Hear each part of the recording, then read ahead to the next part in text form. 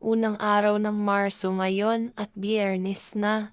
Last day na ng pasok ng mga Marites. Hay, hindi pa tayo makakapahinga bukas dahil meron tayong labahin.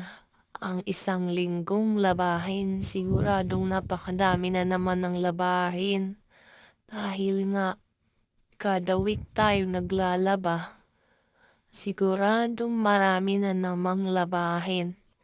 At linggo na tayo makakapahinga na to. Kasi para sa Lunes, may lakas tayo dahil sobrang dami na naman ng tao. Marami na namang bibili sa Lunes. Kaya dapat sa Linggo, magpapahinga lang tayo. Hindi tayo gagala para may lakas tayo pagdating ng Lunes. At ayan na nga, dumating na pala yung amo namin dyan. Kasi nga nagdala pa siya ng mga gagamitin at ibibenta. Ayan o, pahay-hay pa nga siya dyan. At lumayas din dahil tapos na ang ibinigay niyang mga tinda at umuwi na din